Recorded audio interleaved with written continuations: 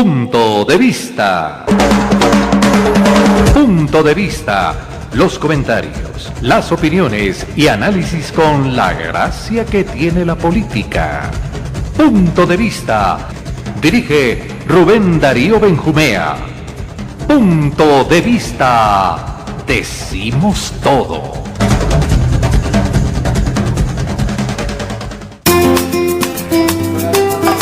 Muy buenas tardes a todos los amigos oyentes de Punto de Vista Radio en Medellín y en Antioquia, y a todos los que cada 8 días nos leen a través de puntodevistardb.com.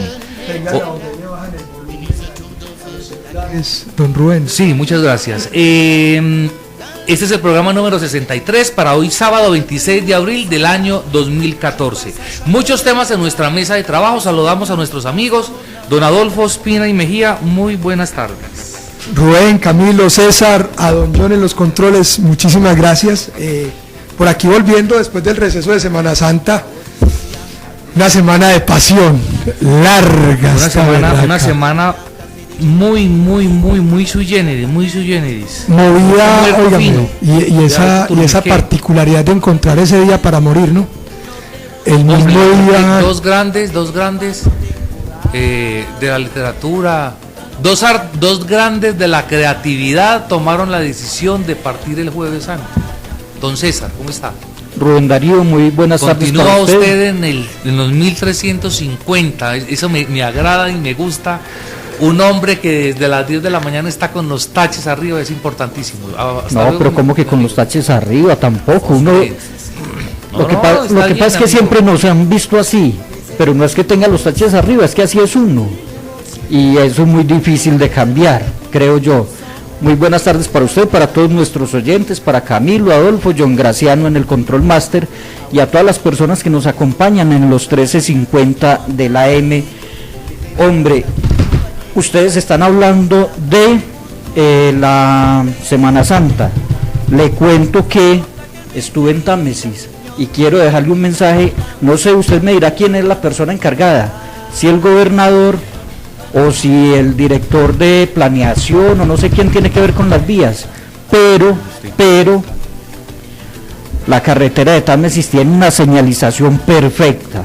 Usted pasa a La Pintada y cada 200 metros se encuentra un aviso: hundimiento de la vía, carril derecho cerrado, zona rizada, desprendimiento de rocas.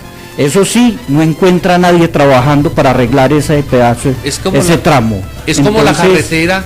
Perfecta la señalización de la carretera para Támesis. Es como la carretera que hay de Camilo C hacia el municipio de Fredonia, que usted inicialmente, ingresa y a usted le dicen bienvenidos, falla geológica. Ese es un tema que padecemos quienes vivimos en las regiones, y alguna vez se lo planteábamos acá a un candidato a la gobernación, Rubén Darío, cuando teníamos otro programa, otro espacio acá en Ondas de la Montaña, y era: hombre, usted que está viajando por el departamento, ojalá se fije en esas zonas, y le hacíamos el siguiente comentario a ese personaje: tenga en cuenta la carretera La Pintada Támesis, que tiene 2 pasos muy buenos. Don Camilo, ¿cómo está? ¿Cómo le ha ido? ¿Cómo le fue esta semana? Muy bien, muchas gracias. Le saludo a todos los compañeros. Vi muy ausente la gente de Consejo Visible en el Consejo esta semana, hombre. Llegando muy tarde, estar muy indisciplinados. Hay que ponerle ojo a eso, mi querido amigo, y no se puede dejar caer la estrategia. Compromisos. Estamos reforzando la estrategia y tuvimos que suspender algunas actividades esta semana para poder reforzar el ejercicio. Aprovechamos la semana de pasión para hacer algunas reflexiones, y la semana de Pascua la utilizamos para irnos acomodando con las nuevas estrategias. Muy bien. Hombre, parece este muchacho, te está aprendiendo, Rubén. Sí, no me está aprendiendo. Hombre, para mí es un gran honor hoy, en el programa de hoy, el día de hoy, pues compartir nuestra mesa de trabajo con uno de los escasos buenos profesores que hoy tiene la Facultad de Comunicaciones, que permanecen ahí.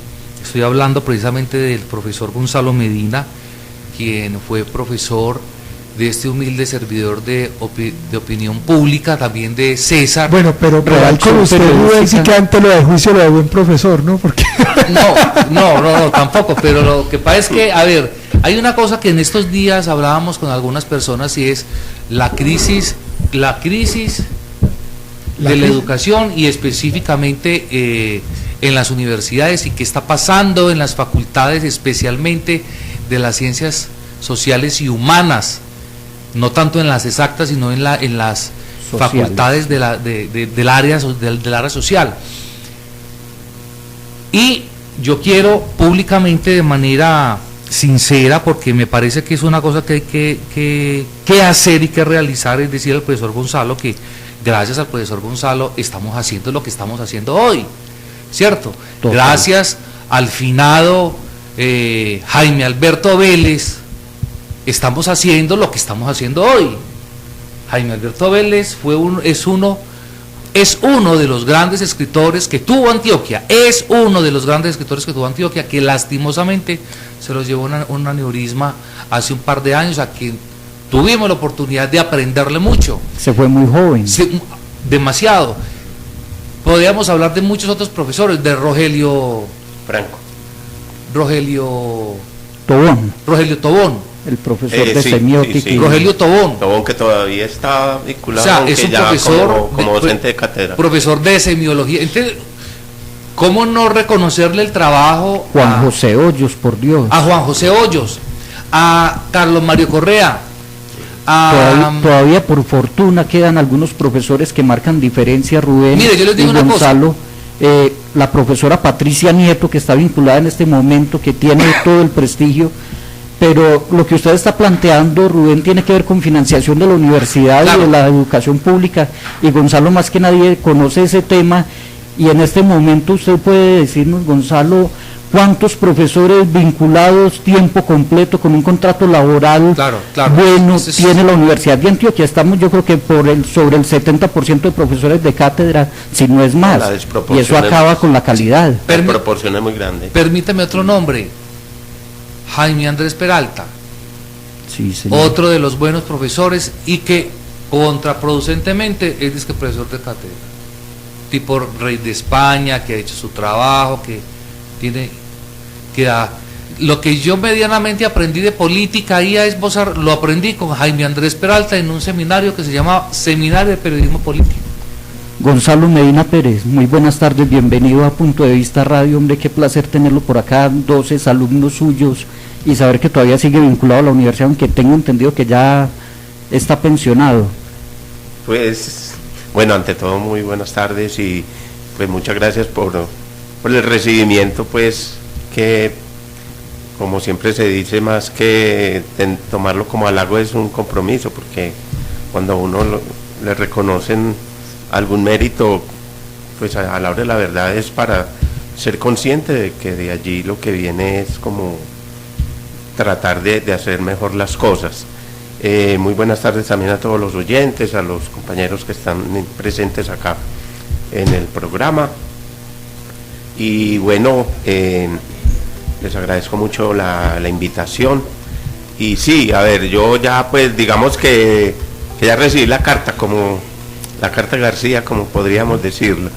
Ya la recibí en escribieron. enero, la resolución pues mediante la cual ya se aprueba la pensión, pero yo continúo vinculado, estaré, o sea, vinculado de planta hasta el 31 de octubre, y ya luego mi aspiración es continuar como docente de cátedra, además porque yo en febrero yo comencé el doctorado de literatura y quiero pues de una parte mantener el vínculo con la universidad, porque es que ya son muchos años desde los cuales, o a partir de los cuales yo me vinculé con la universidad como estudiante de comunicación, igual que lo fueron ustedes en su momento, y luego ya con la maestría de ciencia política, luego la vinculación como docente de cátedra, que ayer nada más me encontré con Marta Montoya y yo le decía, pues esa, yo decía para mis adentros, esa que haya, esa fue la que me metió en ese cuento, porque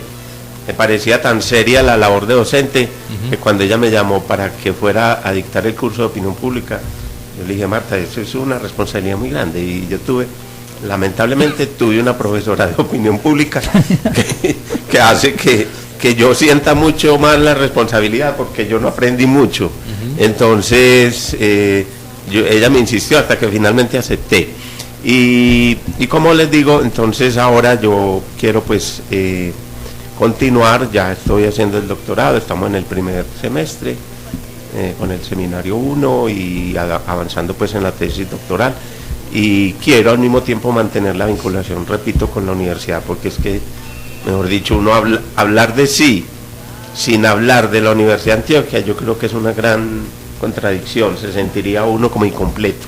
Y hay un tema, discúlpenme compañeros, que sé que tienen preguntas para Gonzalo, pero llegar a la jubilación eso no es fácil, y uno que de pronto ha estado cercano a personas que trabajan con esos temas sabe lo difícil que es en el asunto personal y familiar asumir una jubilación. Muchos sienten que se está yendo una gran parte de su vida, y conozco el caso muy cercano del profesor Mario Escobar Velázquez, que se pensionó y entró en una depresión profunda y muy rápido se murió, no tuvo ni tiempo de disfrutar esa pensión, desafortunadamente, probablemente porque no había planificado muy bien qué iba a hacer después de, y en eso usted tiene toda la razón, Gonzalo, hay que seguir haciendo cosas y seguir viviendo, y sobre todo usted que tiene tanto que aportarnos todavía. Pero sabe, César, que eso se da, desde mi perspectiva, me atrevo como a decir, es por este sistema consumista y productivista que nos metió a nosotros en el tener que hacer siempre.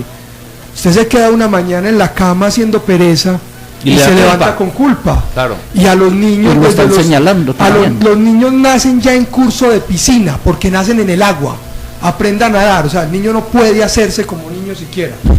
Es una cosa de locos, hermano, una carrera. Usted tiene que estudiar inglés, francés, alemán, fuera de eso tiene que practicar karate, un deporte. Pero es que usted acaba de meter un tema que me parece No le olvide la completamente... guitarra, el piano o el clarinete. Pero discúlpeme, el invitado aquí es el profe. Claro, Qué pena sí. con usted, Rubén. Además porque es que nosotros también pertenecemos a una sociedad que fundó sus bases gracias a la técnica, ¿cierto? Entonces hay que ser abogado, hay que ser ingeniero, o hay que ser médico, ¿cierto? Entonces hay que producir, y hay que ¿cierto? Progresar. Hay que hacer, hay que facturar, mi querido. Pero el asunto del pensamiento queda relegado entonces a un segundo lugar. Entonces quienes se dedican a la reflexión, entonces eso es un trabajo subvalorado, completamente La subvalorado. anécdota de Rubén es simpática con la mamá. Usted haciendo punto de vista, que hoy Yo es haciendo un punto blog de vista, completamente exitoso. Y mi mamá no debe trabajar. Vaya, trabaje.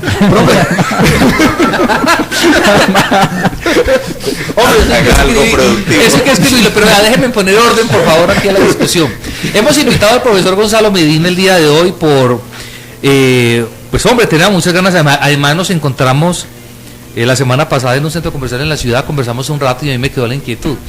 Y lo hemos querido invitar por la siguiente razón. Primero, porque él ha sido y es profesor de opinión pública, ¿cierto? Y en medios de comunicación siempre hemos hablado, hombre, ¿usted qué piensa de la opinión pública? Pero realmente no hemos indagado muy bien sobre qué es eso de la opinión pública. Y lo digo es porque en la agenda pública hay varios temas que obviamente los derrumbes del cambio climático nos ha puesto en la mesa de trabajo, como es la muerte de Gabriel García Márquez, la muerte de Cheo Feliciano, los madrazos de María Fernanda Cabal, la situación de Petro en Bogotá, y también el fallecimiento de Andrés Uriel. El fallecimiento de Andrés Uriel Gallego, la deslegitimatización de la profesión de abogados con un sistema rancio judicial y arbitrario que tenemos en este momento en el país. Entonces hoy me parece que debiéramos empezar, doctor, excúseme, no, qué pena, colega, Gonzalo, colega. Doctor. Nosotros vamos colega Rubén Darío. Mi querido amigo Gonzalo, yo quisiera decir antes de que usted nos explique qué es opinión pública para que todos nuestros oyentes sepan qué es eso, manifestar que Gonzalo no se hizo solamente en la academia, sino que fue reportero muchos años, que es un apasionado del fútbol, que fue reportero de guerra en Centroamérica. O sea, usted está completamente legitimado para tiene que autoridad, ética, moral y profesional para hablar de cómo se maneja este asunto. Entonces, inicialmente, yo sí quiero que usted, de todos esos años de experiencia, le comente a nuestros oyentes a qué nos referimos cuando un periodista dice, no, es que la opinión pública dice tal cosa. Bueno, vea, pues empiezo por decir que es tan complejo responder de esa pregunta, aparentemente tan sincera, tan sencilla, es tan complejo responderla que a la hora de la verdad me ponía a analizar en estos días, y yo me demoré 35 años para publicar un libro sobre opinión pública. El primer curso que yo dicté de opinión pública fue en el año 87, como les contaba, como profesor de cátedra por invitación de Marta Montoya, la profesora. Y en 2005, que estaba yo vinculado, en fin, pedí el año sabático y dije, yo voy a escribir un libro sobre opinión pública, es decir, voy a ver realmente yo qué he logrado poner en claro sobre el tema de la opinión pública, a la vez que me fijé como la meta de escribir un libro que a la vez sirviera de texto guía tanto para profesores como para estudiantes en el curso de opinión pública, aunque igual la figura de la opinión pública es tan, ¿cómo diríamos?, compleja en el mejor sentido de la palabra, es decir, es tan rica, tan variada y convoca a disciplinas tan diversas como la sociología, la política, la filosofía, la misma psicología, en fin, que el libro se puede utilizar en otras disciplinas. Entonces, en 2012 el libro salió publicado por la editorial de la Universidad de Antioquia. Yo respondería a la pregunta de Rubén Darío con una palabra, a riesgo de que parezca ser un poquito escueto, pero yo diría que para mí la opinión pública es proceso. Es decir, lo otro son manejos que desde otros sectores de la sociedad, basados en el poder, basados en facultades de tipo económico, político, etcétera, hacen o ejercen para que el sentido y la expresión de la opinión pública adquiera una connotación completamente distinta. Por ejemplo, el caso que puso Rubén Darío, es decir, cuando una fuente, un representante de un sector de la sociedad llega y se manifiesta frente a un punto de vista de otro sector y dice, la opinión pública está muy preocupada por lo que acaba de proponer el líder político tal o el líder gremial tal y tal, ¿cierto? Y me dice, y ahí que ahí que es opinión pública. Es otra cosa que el interés particular, el interés gremial de ese grupo, pero que lo trata de avalar o legitimar con esa figura tan difusa, tan borrosa, que es la opinión pública. Entonces yo digo, y es la postura con la cual yo me identifico, que si vamos a asumir seriamente la opinión pública, tenemos que entender de la proposición o el planteamiento de temas, lo que usted llamaba ahora, Rubén Darío, agenda, yo lo llamo temas, y es algo que está, digámoslo así, permanentemente a flor de labios en la sociedad. Es decir, todos los días escuchamos, leemos, vemos a los sectores sociales o las instituciones del Estado planteando temas. Es necesario reformar tal cosa, vamos a emprender una campaña contra tal cosa. Eso es lo que yo llamo temas. Ahora, ¿cómo sigue de ahí en adelante el proceso? Es lo que, digámoslo, nos exige a nosotros como analistas empezar a observar, es decir, quiénes se van adhiriendo a esos temas, o por el contrario, quiénes los rechazan, quiénes están de acuerdo con esa posición, y de igual manera ir mirando, por ejemplo, qué papel juegan los líderes de opinión, por ejemplo, los columnistas, qué papel juegan, por ejemplo, los académicos, qué papel juegan los grupos políticos, qué papel juegan agencias del Estado, los medios de comunicación que hoy en día sí que tienen un papel protagónico en este campo de la opinión pública, para finalmente llegar a lo que yo considero es la expresión, la materialización de ese proceso, que es la decisión política. O sea, también lo digo como afirmación, yo no concibo la opinión pública sin decisión política, o sea, sin cambios. O sea, uno no se embarca en una propuesta o en un planteamiento simplemente para figurar, aunque existen quienes lo hacen, sino porque hay una aspiración, hay una pretensión pública, es decir, noble, que beneficie a la sociedad y que se traduzca finalmente en un cambio o sea, lo que comúnmente llamamos decisión política, pero no la decisión de un partido, que ese es otro problema, Claro. que hablamos de política y inmediatamente nos remitimos al partido o al grupo. No, estamos hablando de lo que nos afecta a todos, lo que va a incidir en el rumbo de esa sociedad. Entonces, digamos que son los elementos que yo utilizaría para responder a tu pregunta, porque vuelvo y digo, el tema es complejo y como tal hay que respetarlo, y por eso soy tan renuente y resistente frente a esas maneras vulgares, a mi juicio, de manejar y de concebir la opinión pública, por ejemplo, que es la urna virtual, ¿cierto? En los medios de comunicación, en algún noticiero de televisión. Entonces, ya a partir de eso, entonces ya dicen, incluso lo llaman encuesta. Ajá. Es decir, lo vulgarizan, lo empobrecen, lo envilecen.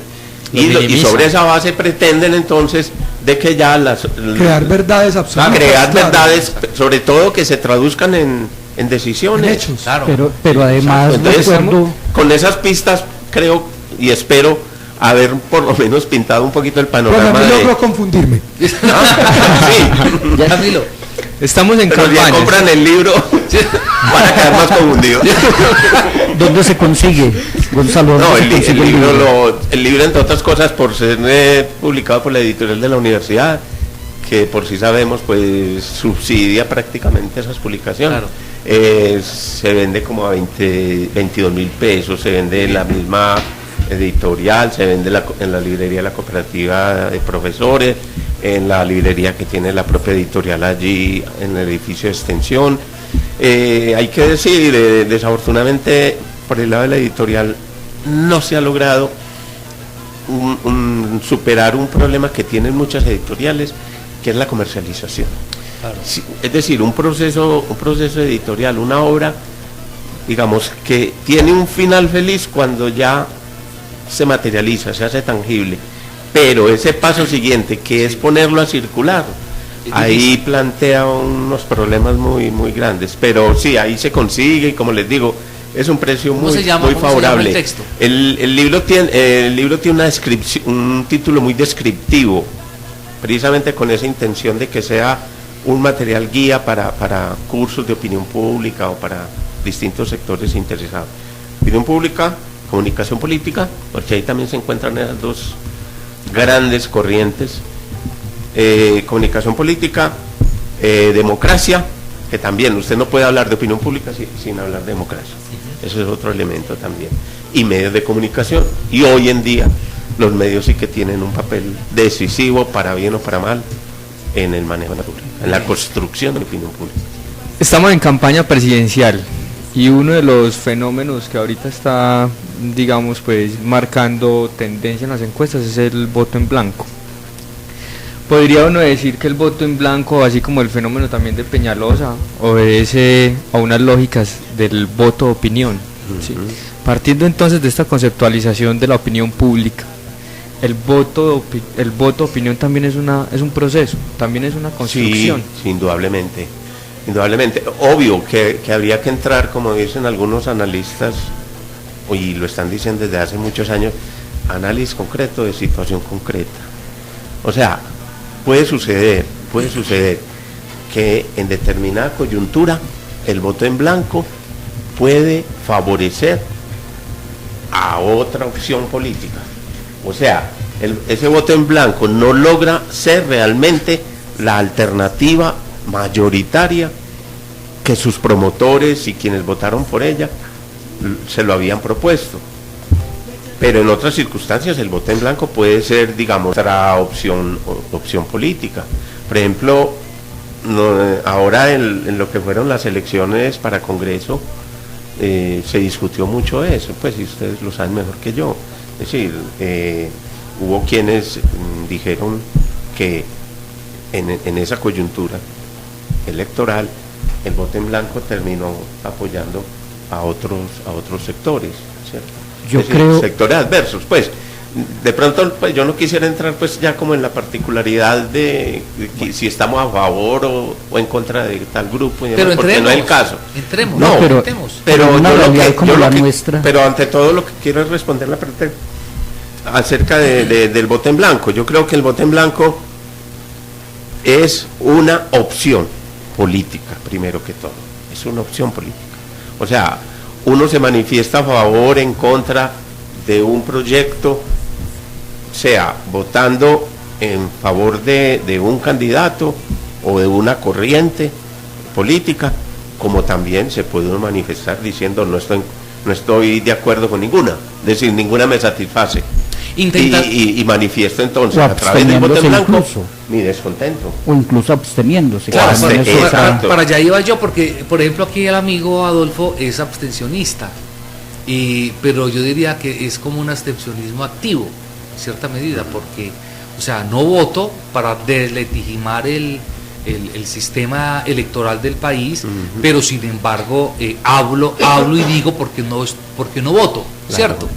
Y desde el estamento han querido vender que el que no participa no tiene derecho a. No, para Derecho nada, a usted. para nada. O sea, De desde hecho- la organización han intentado vender ese Claro. cuento, como que dice, si usted no vota, quédese callado porque usted Y no de hecho, participa. es tan importante la abstención, ya que me tocan este tema, que algunos sistemas que se llaman democráticos, porque frente a eso tengo una pregunta para hacerle, profe, que se llaman democráticos, quieren imponer la obligatoriedad Obligan al del voto. voto. ¿Cierto? Es decir, es legitimar el sistema electoral que les da a ellos pie y fuerza para estar y poder gobernar. Sí. Profe, dos cositas. Lo primero es, no podemos entonces hablar, a partir de la definición que usted daba, sobre opinión pública como una sola cosa. Es decir, opinión pública y hablemos, opinión pública de la gente que sigue Punto de Vista, pues no puede ser igual a opinión pública de la gente que sigue otro periódico, otro medio de expresión. Por ese lado, entonces, la opinión pública es un completo collage de voces, sí, así como la sociedad Y civil. de momentos Claro. y de etapas. Exacto. O sea, yo hago esa salvedad. Permítanme. Hago esta salvedad. Disculpame, permita- Rubén Darío. No, sí. solamente para hacer una precisión que viene muy a propósito. Es decir, si hemos de asumir con la seriedad del caso, la opinión pública, tenemos que reconocer los distintos actores, elementos constitutivos de ella. Si la vamos a asumir de la manera más vulgar, más irresponsable, como se maneja hoy en el mundo, en muchos lugares del mundo, incluida Colombia, opinión pública es yo, a través de un medio de comunicación, por simple inducción, decir sí, no. Claro, ¿Cierto? y generalizan el concepto de opinión pública para legitimar su expresión. Claro. Sí, se apoyan en el grueso de la población para decir que lo que yo estoy diciendo es así. Es lo, Profe, y es lo correcto. Lo segundo es, no podemos hablar de opinión pública si no hay democracia. Me surge la duda. No, yo diría En una que, dictadura o en un gobierno de otro sistema yo diría no podemos que hablar es de opinión inherente a la pública. democracia. Es que es difícil. Porque entre otras cosas, si nos vamos a la historia de la opinión pública, es decir, como en dónde, cuándo y cómo se empezó a construir la figura, precisamente es en el contexto de la Revolución Francesa. O sea, estamos hablando entonces de finales del siglo, ¿qué? 18. de 1789. Sí, sí. Exacto. Entonces, ahí hay un momento, obviamente que ese fue un momento decisivo en la historia de la humanidad, no solo de Francia, la Revolución Francesa. Entonces, ahí hubo un señor llamado Jacques Necker que previó un poco eso y dijo, el gobernante tiene que dar cuenta de su gestión, tiene que dar cuenta de la administración del Estado, tiene que rendir cuentas, como se dice hoy en día. Entonces dijo, eso es parte como de una especie de opinión pública, de una suerte de opinión pública, ¿cierto? Y entonces ahí empezó la opinión pública. Obviamente que no vamos tampoco a negar antecedentes, porque también los había. Por ejemplo, los cafés literarios en Francia eran para la época eran una especie de manifestación de opinión pública, los intelectuales, los escritores, etcétera, etcétera. Pero históricamente yo diría que ese momento en el que en la Revolución Francesa ese señor dice, el Estado tiene que rendir cuentas ante sus ciudadanos sobre su gestión, sobre su administración, empezó a plantear entonces que era necesario reconocer una relación estrecha entre la democracia y la opinión pública. O en otras palabras, no se podía ejercer la democracia sin la existencia de la opinión pública. Entonces, sobre esa base yo considero que es imposible. Ahora, una dictadura, como el término es tan flexible, el término es tan maleable, lo que decíamos al comienzo, es decir, yo juego con la expresión y la acomodo a mis intereses, a mi manera de pensar. Entonces, en una dictadura pueden decir, pueden hablar de opinión pública, ¿cierto? Es decir, ¿y la opinión pública qué es ahí? La expresión de mi punto de vista. Es que el Estado es una opinión pública, ¿o no? El Estado también está siempre concursando por liderar la opinión pública, claro, indudablemente. Muy bien, estamos conversando con el profesor Gonzalo Medina, profesor de Periodismo y Opinión Pública de la Universidad de Antioquia. Vamos a mensajes, a nuestra sección cultural y ya regresamos. Todos los comentarios, buenos o malos, envíalos a puntodevista@puntodevista.rdb.com. La cultura con Rodrigo Zuluaga Gómez. Con motivo de la muerte del escritor Gabriel García Márquez, nuestro Nobel de Literatura, se ha despertado en el país un inusitado fervor por la lectura y la escritura. Ojalá este acontecimiento sirva de acicate para que los colombianos nos acerquemos cada vez más a la lectura, ya que recientes informes indican que leemos alrededor de 2 libros por año, una estadística tal vez de las más bajas de América Latina, y en relación con Europa no hay campo a comparación.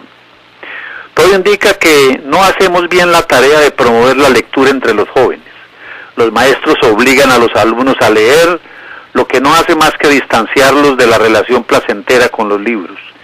Y ahora, con los avances de Internet y los medios electrónicos, las horas que se dedican a la lectura van siendo muy escasas.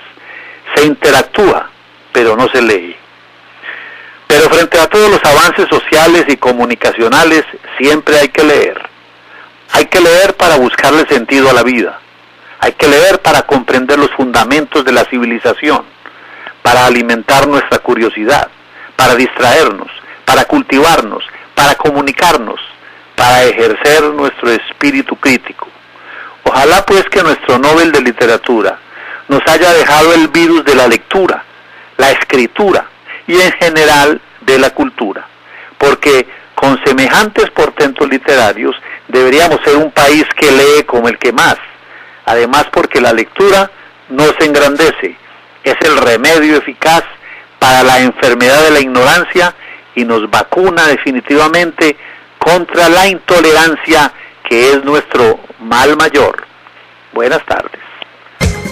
Literatura con Antonio Vázquez Velázquez. Ondas de la montaña, cambiando a toda hora. Con nuevo sonido para su oído. Con alta tecnología para su oído. Con todas las especificaciones para ser radio buena. Compruébelo. Ondas de la montaña en el 2014. Mucho mejor. Continuamos en Punto de Vista. Decimos todo. Continuamos en Punto de Vista, hoy con invitado especial, el profesor de Opinión Pública y Periodismo de la Facultad de Comunicaciones de la Universidad de Antioquia, el profesor Gonzalo Medina. Yo quiero que analicemos qué le pasó a la opinión pública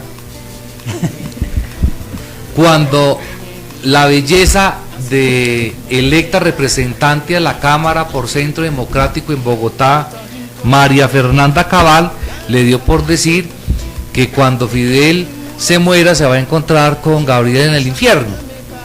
Eso polarizó completamente la opinión pública, porque primero, pues lastimosamente teníamos el muerto caliente y hasta inclusive hasta la gente que no compartió algunas actitudes de Gabriel García se solidarizó con su familia por las circunstancias, ¿cierto? Y esa señora sale como una kamikaze, casi a hacerse el harakiri público con una frase de esas, y convirtió las redes sociales, los medios de comunicación prácticamente en unos búnker de batalla y en unas trincheras, porque nadie daba crédito a lo que habían escuchado.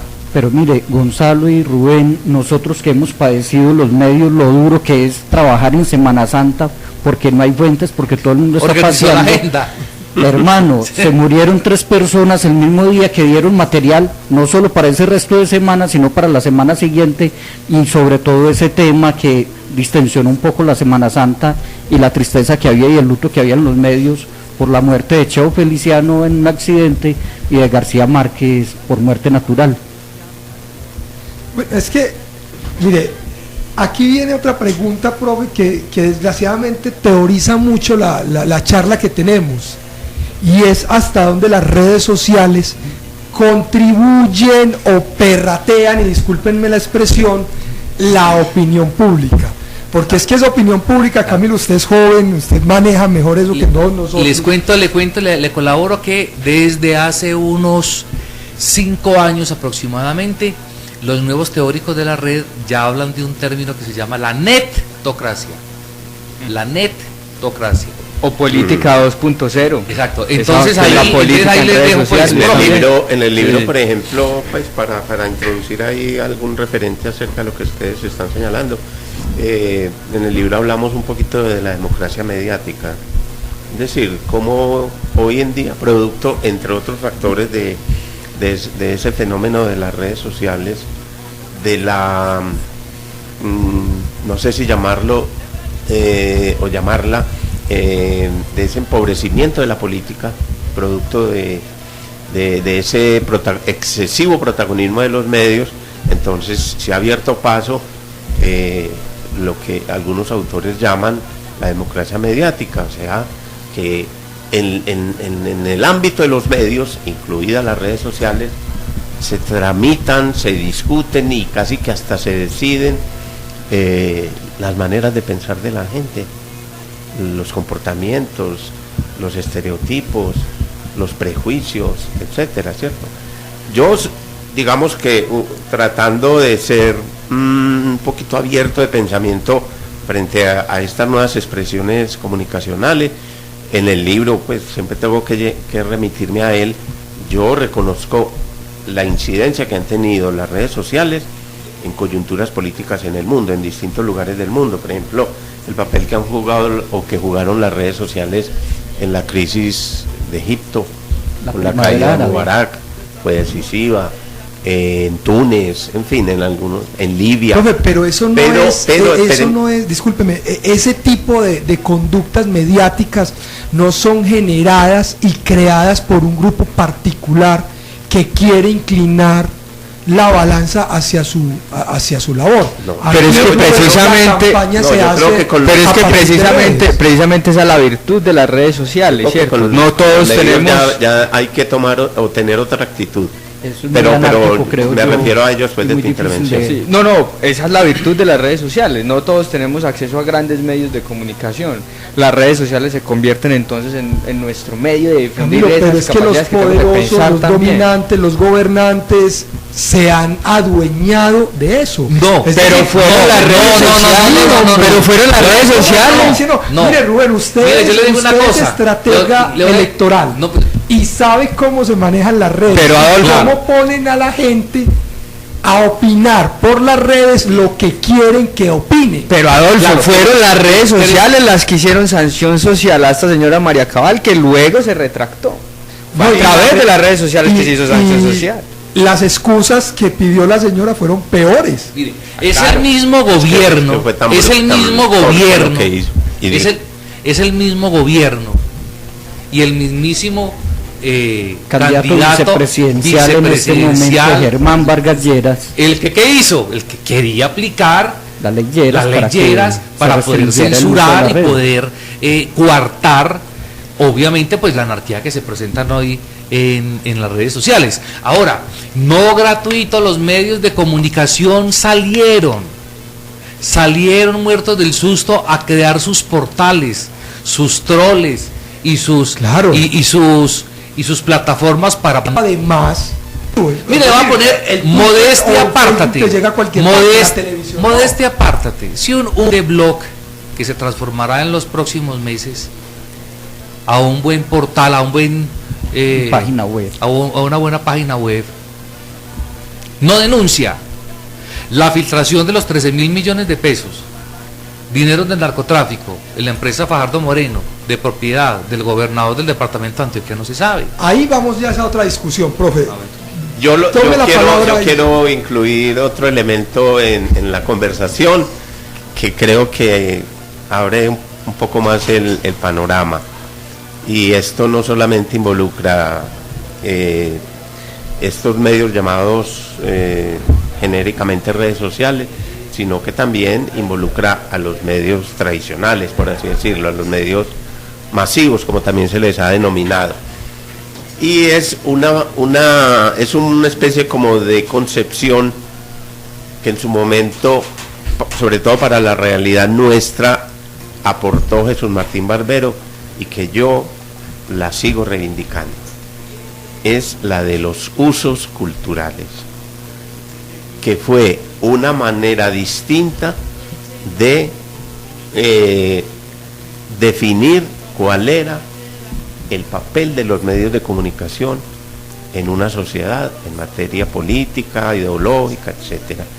Tradicionalmente veníamos, digámoslo, siendo influidos por esas posiciones según las cuales los medios tienen un poder de, digámoslo, de alinderamiento, de acomodación de las maneras de pensar de los ciudadanos.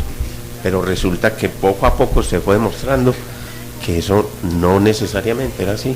Es decir, las personas tienen también sus propios referentes para relacionarse con un contenido. Y Jesús Martín Barbero puso en evidencia eso y dijo, no, aquí tenemos que involucrar la cultura.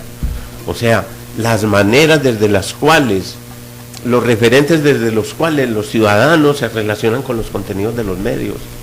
Y eso abre el panorama del análisis, porque ya a los comunicólogos, por así decirlo, o a cualquier otro analista de la realidad, ya le toca reconocer que las personas, los ciudadanos, o lo que genéricamente también se denomina consumidores de información, tienen sus propias maneras, sus propios referentes, o lo que llaman también el estudio de audiencias, para mirar, a ver, el fenómeno de María Fernanda Cabal, pues el Twitter de esta señora, ¿cierto? Completo desastre, entre otras cosas, claro, pero que refleja, entre otras cuestiones, refleja también un poco el espíritu de pensamiento del grupo político al cual ella pertenece. También hay que empezar por ahí, ¿cierto? Al jefe máximo lo que le tocó fue tratar de paliar un poquito esa excesiva sinceridad de esta señora, ¿cierto?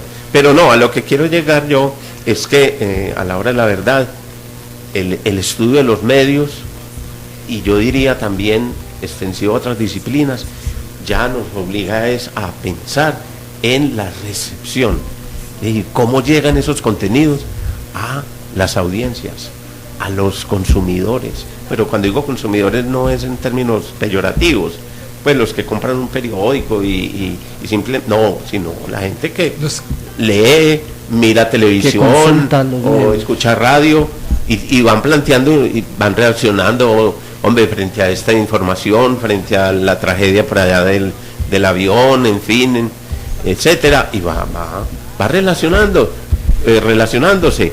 ¿Y qué les toca, o nos toca a los comunicadores, cierto? ¿Por qué? ¿Por qué les gusta eso? Es decir, por ejemplo, a nosotros de pronto somos renuentes y rechazamos de pronto, voy a poner un ejemplo, no sé si soy imprudente, pero por ejemplo, ¿por qué el auge de Suso? Aunque me parece que ya está como un poquito de caída. Ya se le acabó la gasolina, ¿cierto? Sí. Bueno, entonces uno podría decir, no me gusta, es un payaso, un barato, no te gusta a vos, pero ¿por qué le gusta a una gran mayoría?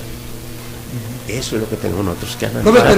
Ir más allá, ya termino, ir más allá de la ideología y situarnos como analistas, más allá de nuestra propia o de nuestro propio prejuicio.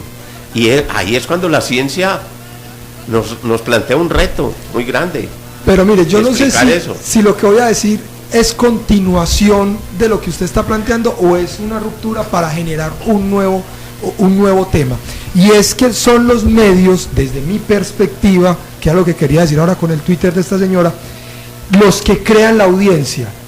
Miren, y el ejemplo es este: la señora Cabal escribió una cosa que ofendió a medio país, no, es más, a 45 millones de habitantes colombianos se sintieron ofendidos por lo de Cabal.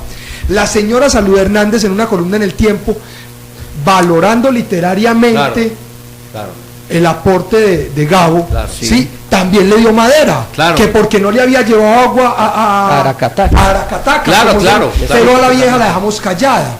Es decir, ¿cuál fue el punto incendiario que provocó que toda Colombia se pronunciara en contra de esta señora Cabal y no de la otra? Y esto, perdón Rubén, y empato con esto. Mire los medios cómo han logrado llevar la opinión pública, o por lo menos el comentario, no me atrevo a dar el concepto, profe, usted disculpará, el comentario de la gente lo llevan a que se vuelva la palabra diaria. Mire lo de los ácidos, por ejemplo. Mire el tema del ácido y la señora esta que quemaron. Pero ese cómo tema se volvió una cacería de brujas impresionante, que hasta hubo alguien que se autodeclaró quemada para adquirir protagonismo.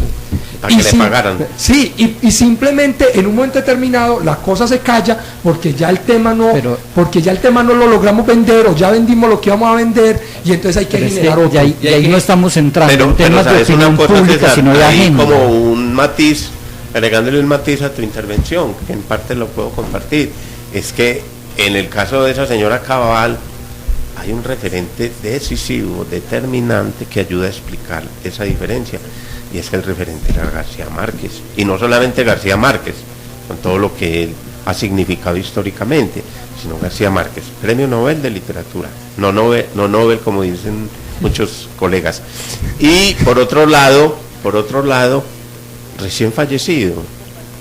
Entonces son unos factores que hacen que el ciudadano promedio se impacte. Exacto, y que el Twitter de esa señora Cabal genere mucha más reacción. Pero es que ¿cómo así que le dice eso? No hay que analizar mucho la circunstancia para generar cierto Rubén, rechazo, pero es que también con respecto a lo de Salud Hernández, escúcheme, yo no puedo creer que nosotros seamos tan supremamente ingenuos de que entonces ya los problemas sociales que tiene Aracataca se los vamos a indilgar a Gabriel García Márquez porque no hizo un CVLO. Sí, porque ¿qué responsabilidad tiene él? Su plata, claro, es que la responsabilidad política, administrativa y lo que ustedes quieran, y gubernamental, y póngale lo que quiera, del agua que le hace falta a Aracataca es del gobierno. Sin el ánimo de contradecirlo, el artista porque solo no tiene es que ser buen mi artista, intención, sino de aportar un nuevo punto de vista a la discusión. Es, si nos duele tanto Gabriel García Márquez, alguien me explique ¿por qué mientras en México hicieron una fila de 8, 10 o 14 horas para ver las cenizas y hacerle guardia de honor por 10 segundos, en Colombia le rezaron un Padre Nuestro, todos nos lavamos la mano, la catedral estuvo vacía y parte sin novedad? Si queremos tanto a Gabriel García Márquez, lo representamos tanto. Lo acabaron de decir en la intervención cultural. Colombia el promedio de lectura tienen una diferencia histórica muy grande. Es decir, México, con todas sus creencias religiosas en la Virgen de Guadalupe y todo, es un país con una tradición laica muy grande. Claro, profe. Por eso, y además México es un país que históricamente también se ha caracterizado por acoger a los asilados, a los perseguidos, los que llegaron, por ejemplo, de la Guerra Civil Española. Y Gabriel García Márquez fue uno más en ese sentido, fue uno más, porque él salió de aquí perseguido. Claro. Porque él salió de aquí porque lo iban a matar en el gobierno de Turbay. Sí. Yo eso lo recuerdo. Lástima que de pronto el tiempo ya no dé para hablar de eso, pero yo lo tengo muy presente. Te tuvo que asilar en la Embajada de México, la vergüenza más grande. Es que lamentablemente hay que decirlo, César, a veces a uno le da vergüenza ser de este país. Suena muy duro decirlo, Sí, porque maltratan a sus mejores hijos, los persiguen, los condenan al ostracismo, los echan al olvido, de verdad. Se les Yo he vivido en otros países y veo lo que significa la gente, es decir, para las instituciones, para los grupos políticos, en fin, lo que significa el pensamiento, los intelectuales y demás. Pero aquí, si no es un tipo que se le arrodilla a los poderosos, esa persona hay que condenarla y más aún perseguirla. Y eso fue lo que hicieron con García Márquez. Entonces, francamente, yo por eso, aunque puedo disentir en ciertos enfoques ideológicos, entiendo a Fernando Vallejo. La cantaleta permanente de Fernando Vallejo, y me parece que tiene mucho sentido. Es eso, es que Colombia es un país que no quiere hijos. Lo acaban de explicar en la intervención cultural. En promedio, el colombiano se lee 2 libros al año, por uno de los promedios más bajos en Latinoamérica. La lectura, lo acaban de decir, la lectura era una vacuna contra la intolerancia. Es que yo creo que a lo que nosotros nos indignó el tuit de Cabal fue precisamente eso, esa exacerbada dicotomía de amigo-enemigo que tiene el uribismo.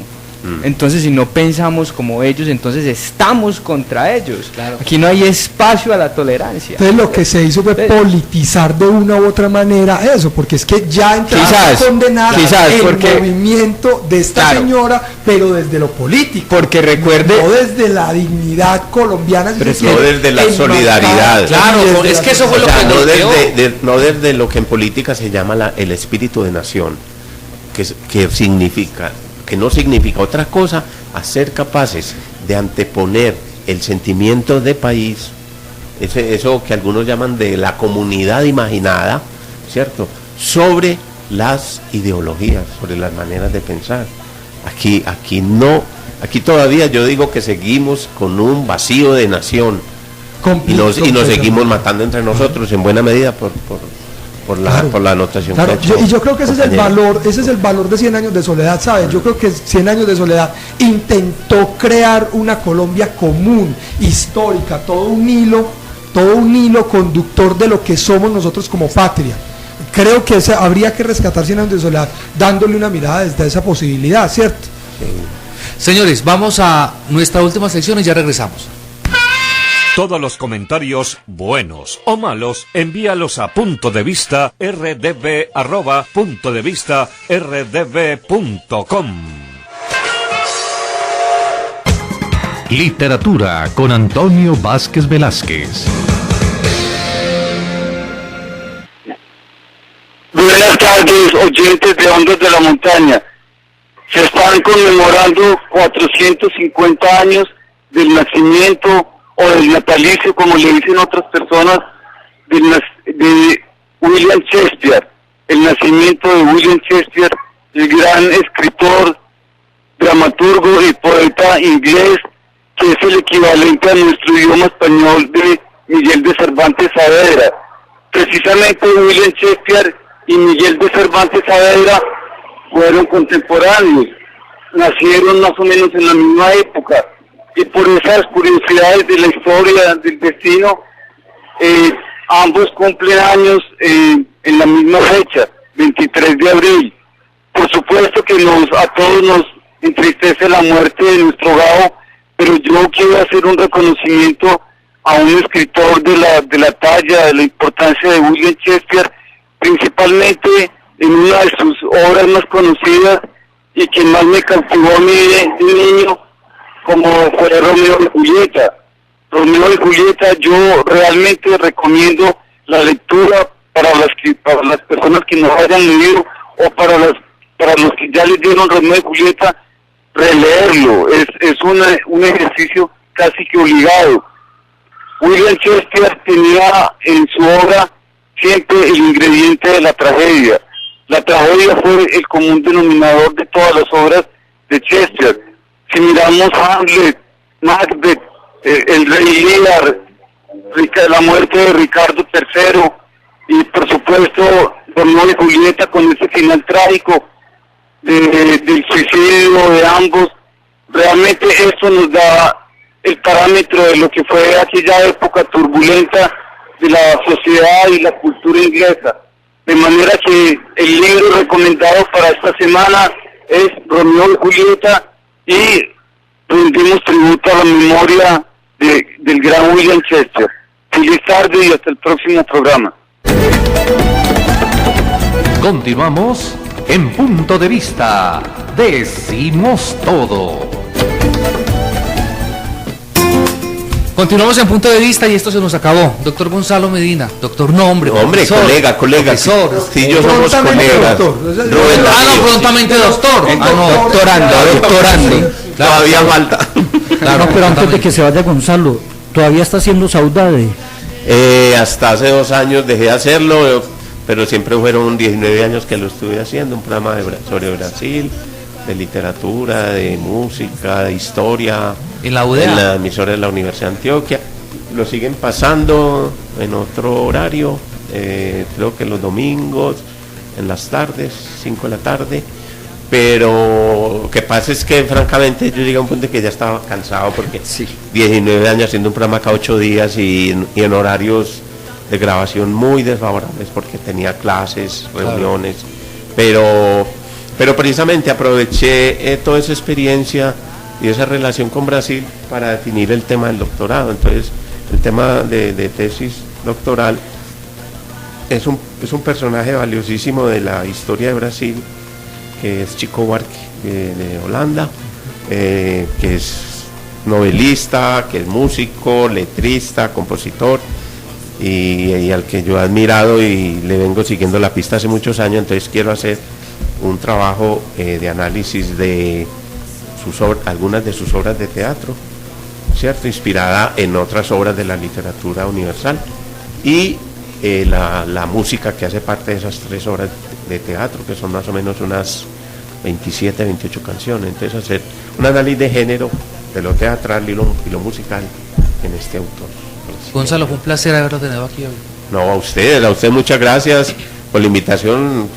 Creo, para mí por lo menos fue una conversación muy enriquecedora, muy pedagógica, porque en la conversación uno aprende mucho y sobre todo aprende a escuchar, que es lo que en Colombia más nos falta, aprender a escuchar. Muy bien, a ustedes amigos oyentes les agradecemos la asistencia, un abrazo. Recuerden que pueden reproducir este programa el martes, a partir del martes, en Punto de Vista RDB. Y hoy a las 7 de la noche el concierto del grupo musical Pasajeros, que vuelven a la ciudad después de 10 años de exilio. Muy bien, un abrazo para todos. Pendientes de Petro. Suerte, chao, gracias. Punto de Vista. Punto de Vista. Los comentarios, las opiniones y análisis con la gracia que tiene la política. Punto de Vista. Dirige Rubén Darío Benjumea. Punto de Vista. Decimos todo.